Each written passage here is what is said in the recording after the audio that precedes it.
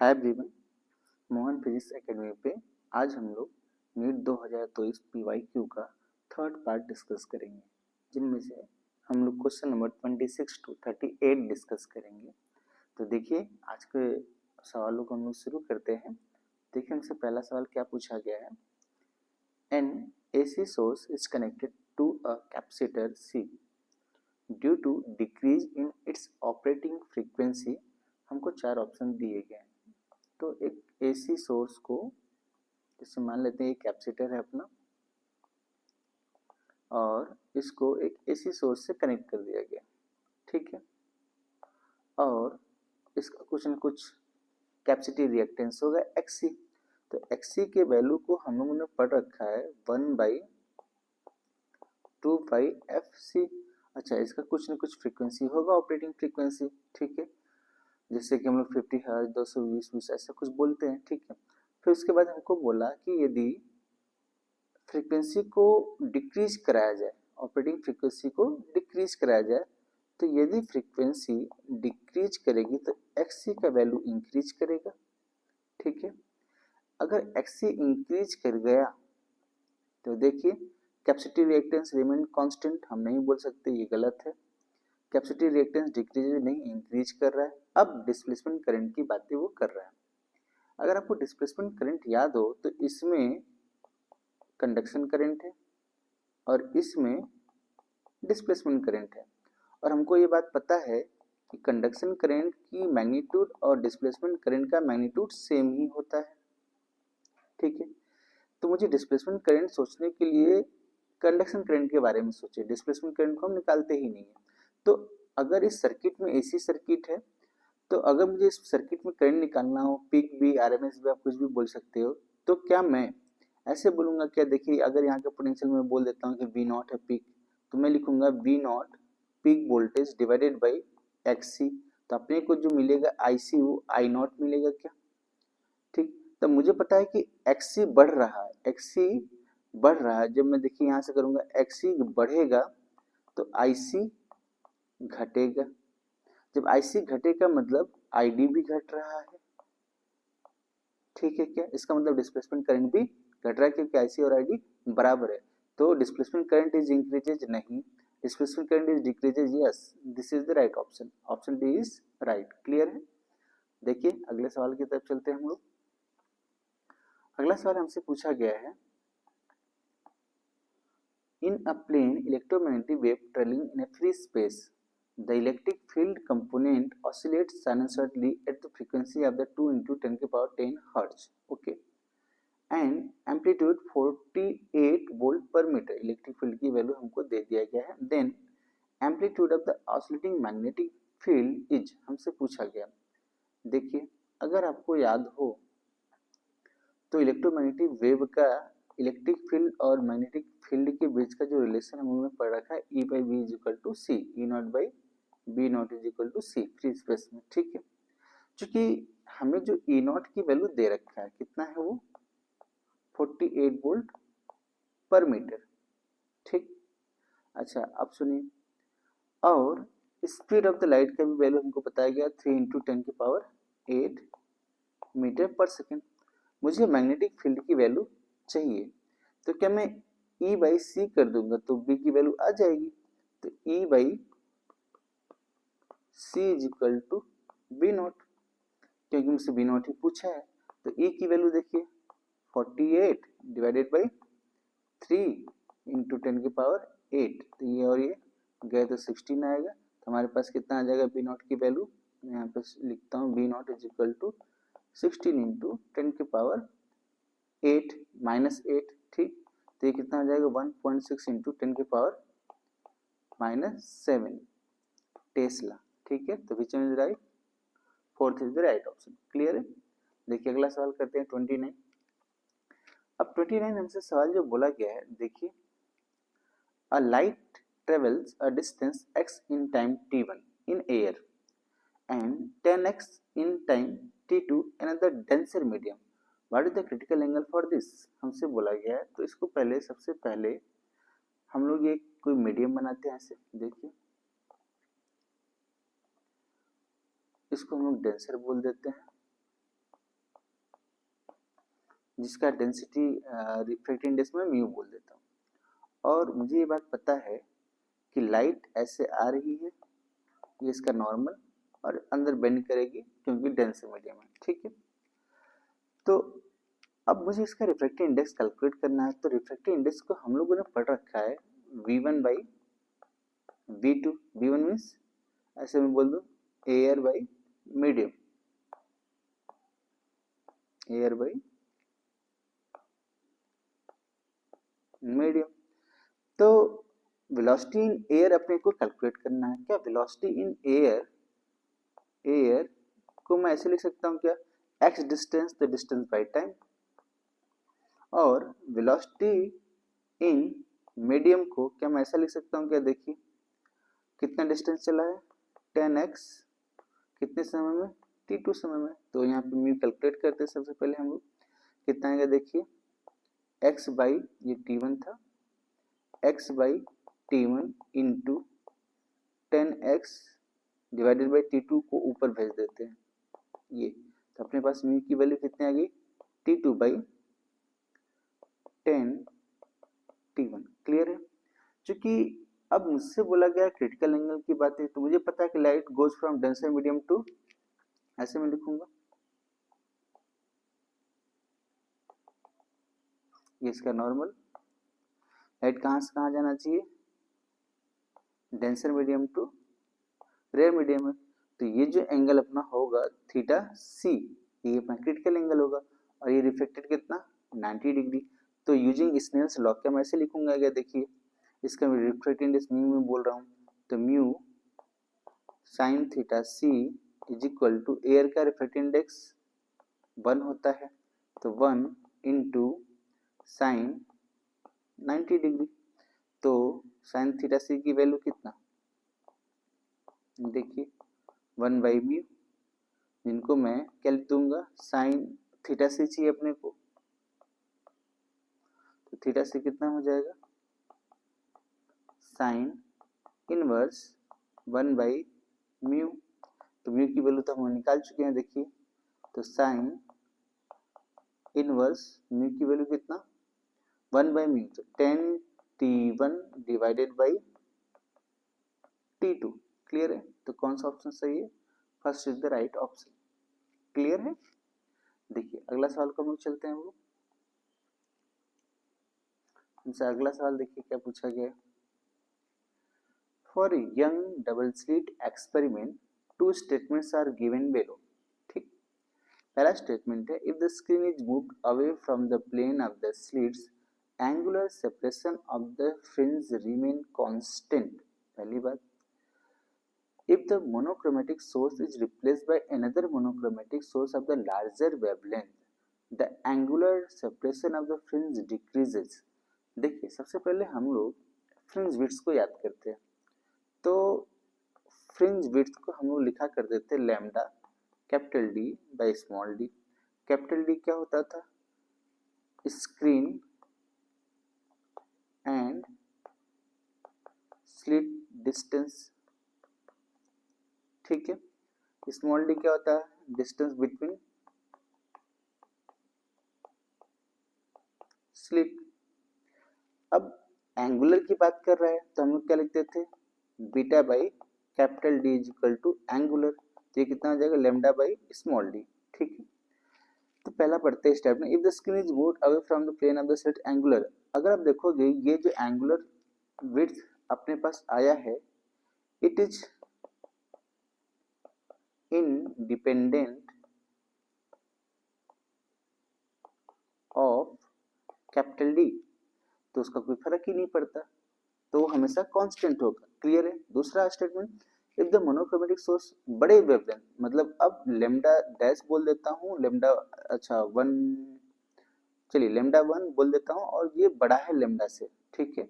तो थीटा की वैल्यू बढ़ जाएगी, ये इनिशियल का एज कम्पेयर टू, ये फाइनल बोल देता हूँ और ये इनिशियल, ठीक है। तो लेमडा बढ़ जाए, जैसे ही लेमडा बढ़ेगा थीटा भी बढ़ेगा। ऐसे मैं थोड़ा और अच्छे से लिख देता हूँ क्लियरिटी के साथ, देखिए छोटा मैं ऐसे बोलूँ, if lambda increases then theta will be also increases. तो if the angular separation of the fringe decreases, नहीं, decrease नहीं, सेकेंड स्टेटमेंट क्या है, सेकेंड स्टेटमेंट गलत है, इंक्रीज कर रहा है। तो कौन सा ऑप्शन देखिए, पहला सही है, दूसरा गलत होना चाहिए। Statement first is true but second is, तो fourth is the right option, fourth is the right option. Clear है? नेक्स्ट देखिए, अगला सवाल हमसे है, the minimum wavelength of the X-ray produced by an electron oscillated through potential difference of V volt in proportional to। अगर आपको x ray production वाली कहानी याद हो तो ये न्यूक्लियस बोल देते हैं हम लोग, ये ऐसे इलेक्ट्रॉन्स, ठीक। अब कोई भी एसिलेटेड इलेक्ट्रॉन आता था, ऐसे इसको हिट करता था, यहाँ के इलेक्ट्रॉन्स ऐसे बाहर निकलते थे, ठीक है। तो इस तरीके से कहानी हम लोग ने पढ़ रखी एक्सरे प्रोडक्शन के लिए, टारगेट मटेरियल से ट्यूब में से जो हिट किया जाता था, ठीक है। तो अब हमसे पूछा गया है कि मिनिमम वेवलेंथ होना चाहिए। तो ये जो इलेक्ट्रॉन्स निकलता था, आसपास के इलेक्ट्रॉन उसको प्लेस को फिल करने के लिए आते थे। क्योंकि आसपास के इलेक्ट्रॉन तो आ सकते हैं, लेकिन अब मेरे को ये बोल रहा है कि मिनिमम वेवलेंथ होना चाहिए। तो मिनिमम वेवलेंथ होने के लिए मैक्सिमम एनर्जी गैप आना चाहिए, तभी मिनिमम वेवलेंथ होगा। अच्छा, जो इलेक्ट्रॉन एक्सेलरेट किया है उसके पास जो एनर्जी है वो ईवी के बराबर है, काइनेटिक एनर्जी, देखिए, ठीक।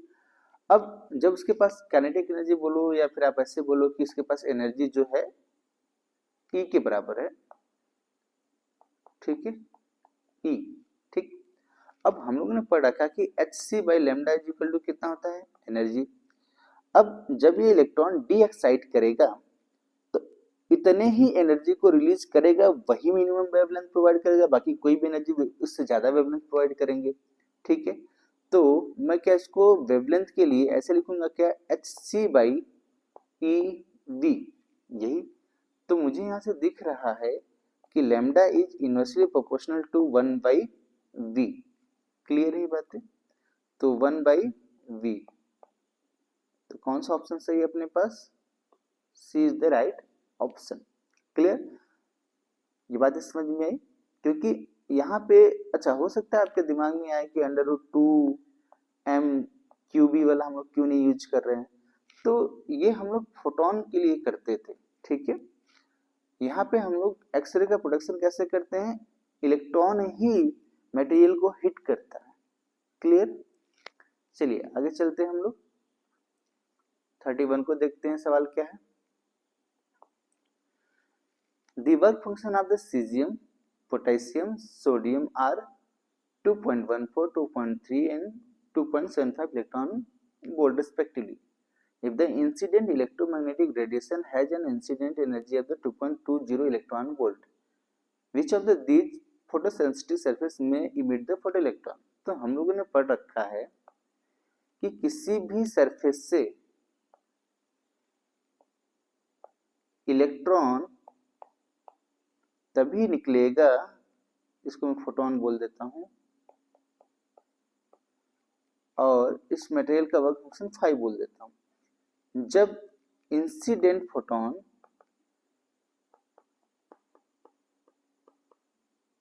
की एनर्जी 5 से ज्यादा हो।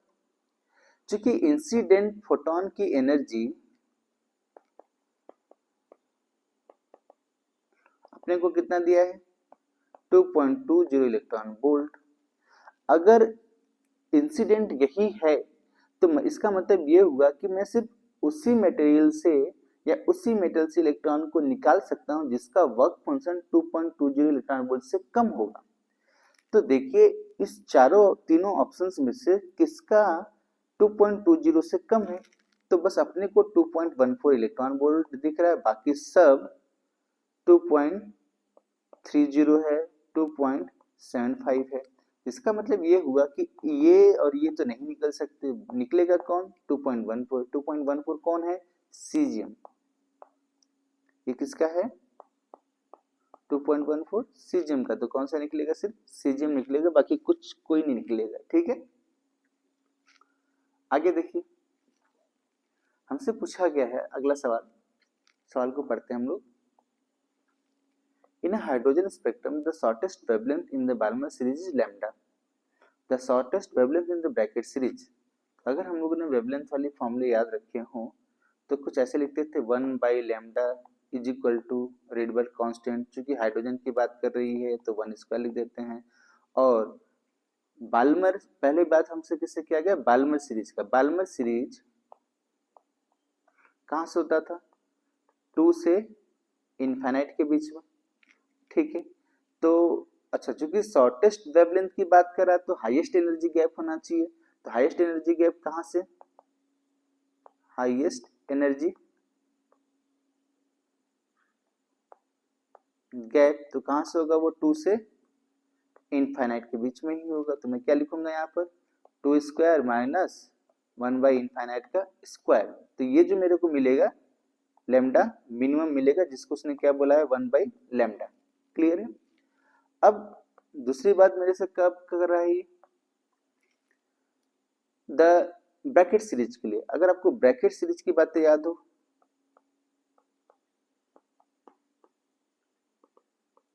वो कहां से होता है, 4 से इनफाइनाइट, ठीक है। तो उसके लिए मैं लेमडा लिखूंगा तो देखिए कितना हो जाएगा, इसको लेमडा डैश बोल देता हूं। तो ये हो जाएगा आर, चूंकि हाइड्रोजन की बात है तो 1², और ये कितना हो जाएगा 1/4 का स्क्वायर माइनस 1/इनफाइनाइट का स्क्वायर। मैंने अब इन दोनों इक्वेशंस को मैं डिवाइड करता हूं, एक क्वेश्चन फर्स्ट एक क्वेश्चन सेकंड, दोनों को डिवाइड करते हैं। तो अपने पास देखिए क्या हो जाएगा, divide equation first with second, ठीक। तो क्या आ जाएगा, देखिए अपने पास lambda dash divided by lambda, R R cut जाएंगे और फिर से बचेगा अपने पास इनफाइनाइट स्क्वायर का 0 0, उसका कोई मेन देन है नहीं। अपने पास क्या बचेगा, देखिए 4 का स्क्वायर डिवाइडेड बाई 2 का स्क्वायर, तो ये कितना हो जाएगा 16/4, ये कितना हो जाएगा 4। तो लेमडा डैश की वैल्यू कितनी आ गई अपने पास, 4 लेमडा, ठीक है। तो कौन सा ऑप्शन सही है अपने पास, ठीक है 4 लेमडा। क्लियर है।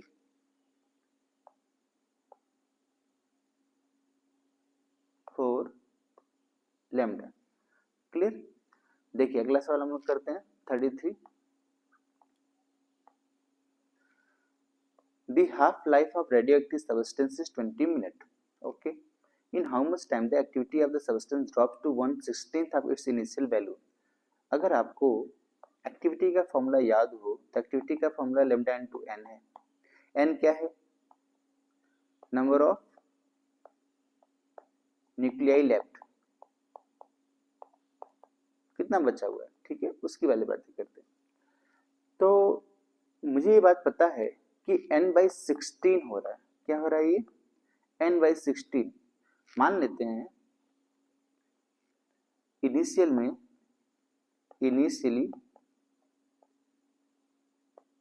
n है, तो एक हाफ लाइफ बीतेगा तो ये कितना हो जाएगा n/2, अगला हाफ लाइफ बीतेगा तो n/4, अगला फिर से बीतेगा तो n/8, फिर से n/16। तो कितने हाफ लाइफ बीत गए, तो 4। तो मैं इसको ऐसे भी बोल सकता हूँ n डिवाइडेड बाई 2 के पावर n डिवाइडेड बाई 2 के पावर 4। तो ये कितने, ये वाला जो 4 बताया करता था, हमें क्या बताता था, 4 हाफ लाइफ बीत गए। और एक हाफ लाइफ टाइम की वैल्यू कितनी है 120 मिनट। टोटल जो समय बीता कितना बीता, टोटल टाइम देखिए 4 half life into 20 is equal to 80 minute, simple, ठीक है। तो 80 मिनट बाद एक्टिविटी, अच्छा एन से ही लेन देन अपने को, क्योंकि वही न्यूक्लियर बताया वही एक्टिविटी बताता है। तो कितना 80 मिनट बाद n/16 बचेगा, उस समय की एक्टिविटी इतनी ड्रॉप हो चुकी होगी। क्लियर है। तो कौन सा ऑप्शन सही है अपने पास, 80 मिनट्स। क्लियर। अगले सवाल को देखते हैं। देखिए A full wave rectifier circuit consists of 2 p-n junction diode, clear है, a center tapped transformer, capacitor and load resistance. Which of these components remove the ripple AC from the output. अगर आपको filter circuit के बारे में याद हो तो जैसे हम लोग ऐसे, अगर इसको डायग्राम बनाए हम लोग ऐसे बनाते थे, देखिए ये डायोड, ये डायोड, ठीक, और ये सेंटर टैप ऐसे लगा दे। क्लियर है? अब हमको ये बात पता है कि ये जो रेजिस्टेंस है ये इसी के क्रॉस लोड रेजिस्टेंस है। अब मुझे एक कैपेसिटर भी लगाने के लिए बोला है, तो मैं यहीं पर इसके पैरेलल में हम लोग एक कैपेसिटर लगाते थे। थोड़ा मैं डायग्राम बड़ा बनाता हूँ।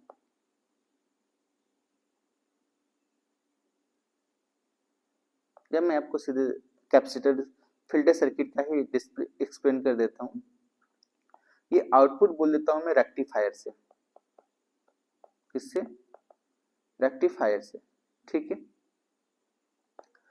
और मुझे पता है कि इसका जो आउटपुट अपने को मिलेगा, चूंकि फुल वेव है, तो ऐसे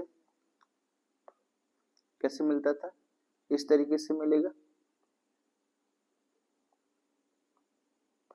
ठीक है।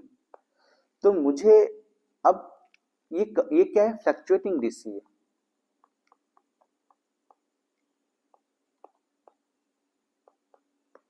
तो हम लोग एक फिल्टर सर्किट इस्तेमाल किया करते थे, याद है आपको? ऐसे, और ये अपना आउटपुट, जिसको हम इसको क्या बोलते हैं, फिल्टर सर्किट। अब ये क्या करता था, मुझे पता है कि जो ये डीसी को ब्लॉक करता है और एसी को पास करेगा। इसका मतलब अब इधर जैसे यहां से अपना सर्किट में ये देखिए एसी और डीसी दोनों आएंगे, तो डीसी को इधर जाने नहीं देगा, डीसी इधर जाने नहीं देगा, तो डीसी कहाँ जाएगा, आगे की तरफ। तो अब मुझे जो आउटपुट मिलेगा सिर्फ डीसी मिलेगा, और इधर कौन आएगा, इधर एसी पास कर जाएगा। तो डीसी इधर आएगा तो डीसी ही आउटपुट मिलेगा। तो हमारे लिए कैपेसिटर क्या करेगा, रिपल फैक्टर्स को रिमूव कर देगा, एसी रिपल्स को रिमूव करेगा, क्योंकि डीसी अब अपने को सिर्फ आउटपुट में मिलेगा। क्लियर है? तो capacitor is the right option. 35 को देखते हैं हम, देखिए given below two statement photovoltaic device can convert the optical radiation into electricity. Photovoltaic means solar cell. Zener diode is designed to operate the under reverse bias in the breakdown region. तो अगर आपको theory याद हो तो सीधे सीधे answer आप कर सकते थे, लेकिन थोड़ी सी बात मैं आपको और इन्फॉर्मेशन दे दूं। जैसे देखिए ये पी टाइप, ये एन टाइप, और यहाँ पे आपको पता है कि ये इलेक्ट्रॉन नेगेटिव चार्जेस हो जाते थे और यहाँ पर ये पॉजिटिव। तो ये ऐसे होता था, और ये अपना क्या है, डिप्लेशन लेयर। तो जैसे ही कोई भी फोटो सेंसिटिव पे, ये अपना फोटो सेंसिटिव बनाया जाता था, यहाँ पे जैसे ही कोई भी फोटॉन्स गिरेगा, एक न्यू इलेक्ट्रॉन और एक होल्स क्रिएट होंगे। तो होल्स किधर मूव कर जाएंगे, इस डायरेक्शन में, और इलेक्ट्रॉन्स इस डायरेक्शन में। देखिए ये जो डिप्लेशन लेयर के पास जो इलेक्ट्रिक फील्ड क्रिएट हुआ है वो होल्स को इधर मूव करा देगा। तो अपने पास ये पॉजिटिव हो जाता था, देखिए ये पॉजिटिव पूरा हो जाएगा। मैं यहाँ पे वैसे बना देता हूँ, ये पॉजिटिव पॉजिटिव पॉजिटिव, और यहाँ पे negative negative negative negative.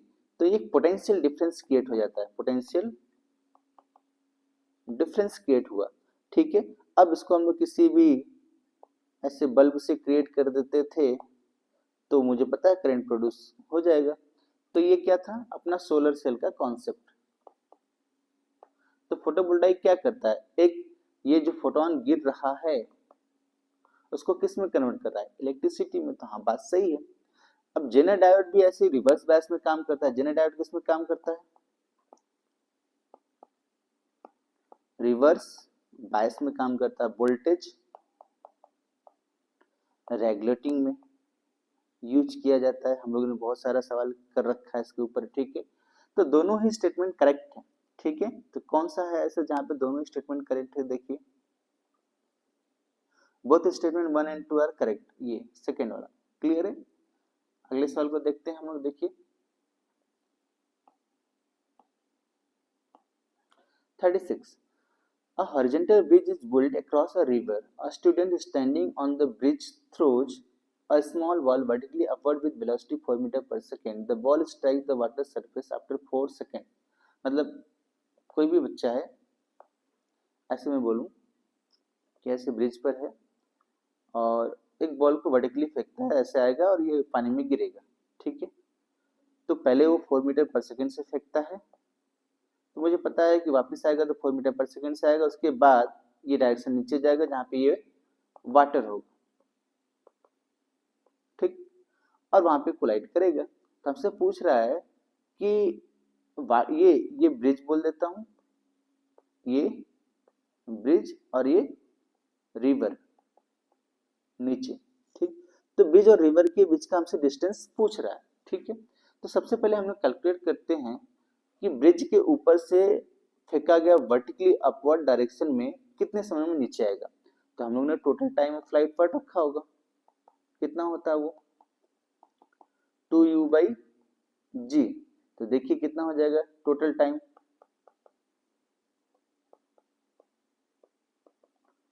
2 × 4 divided by 10, तो ये कितना हो जाएगा 0.8 सेकेंड। तो बचा हुआ समय कितना है, अब टोटल टाइम उसने 4 सेकेंड बताया, 4 सेकेंड में से 0.8 सेकेंड बाद वो ब्रिज पर दोबारा आएगा, तो 3.2 सेकेंड तक वो ब्रिज के नीचे जा रहा होगा। क्लियर? तो मैं ये कैलकुलेट कर लूं कि जब वो वाटर सरफेस को टच करेगा, वाटर सरफेस को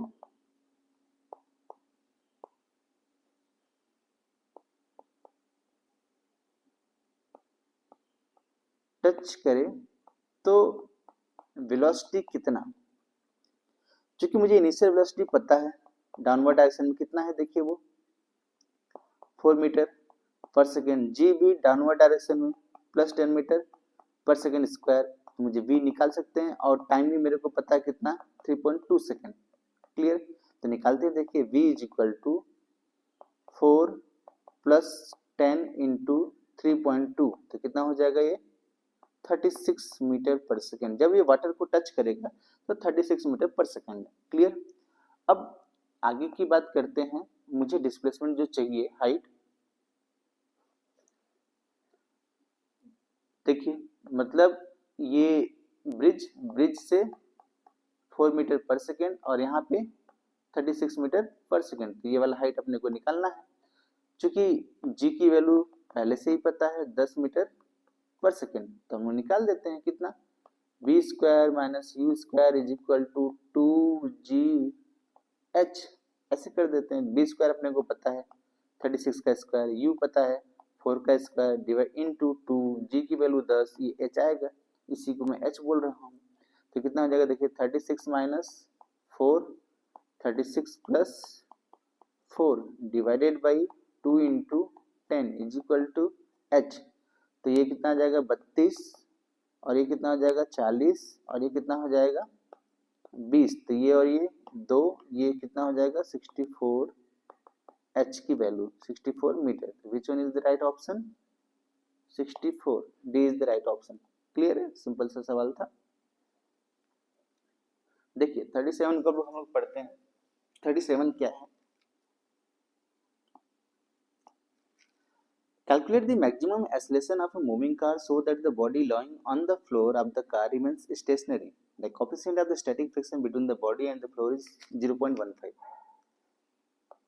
देखिए जैसे मान लेते हैं ये अपने पास कोई फ्रेम है, ये एक्सेलरेट कर रहा है ए से, जिसके अंदर एक ब्लॉक रख देते हैं ऐसे, ठीक है।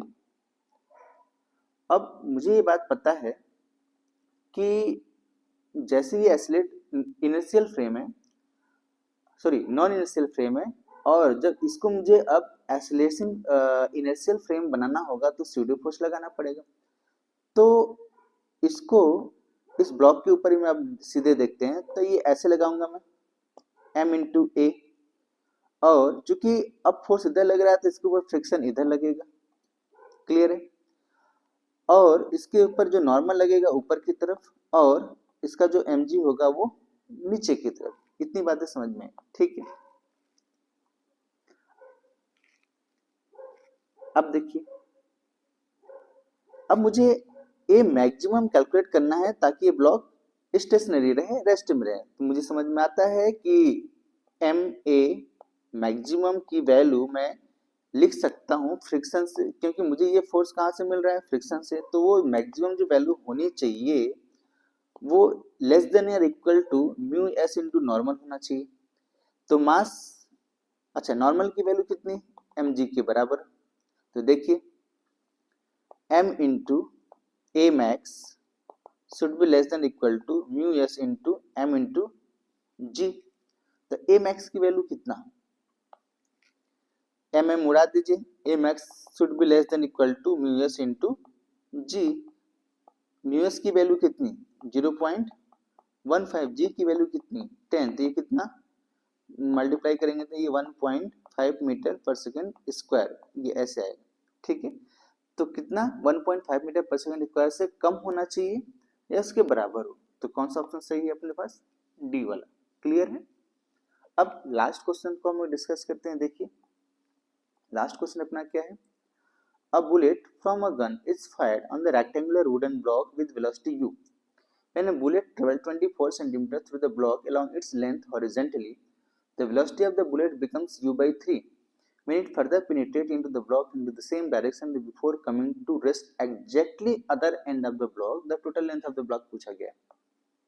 जैसे मान लीजिए अपने पास एक ब्लॉक है, ऐसे मैं बना देता हूँ, ठीक है। और जब ये बुलेट है, ऐसे ऐसे मैं बुलेट बना देता हूँ, ऐसे एंटर किया, ठीक। जब ये बुलेट यहाँ पे पहुंचता है, कुछ मैं दूसरा कलर यूज करता हूँ। जब ये बुलेट में ऐसे बोलूं यहाँ पे पहुंचता है इस पॉइंट पे, तो इसकी वेलोसिटी हो जाती है u by 3। यहाँ पे इसकी वेलोसिटी होती है u। क्लियर। तो ये 24 सेंटीमीटर ये पेनिट्रेशन कर चुका होता है। अब यहाँ से जब यहाँ पहुंचता है तो इसका वेलोसिटी 0 हो जाता है। तो हमसे ये पूरा डी पूछा है, ठीक। ये वुडन ब्लॉक,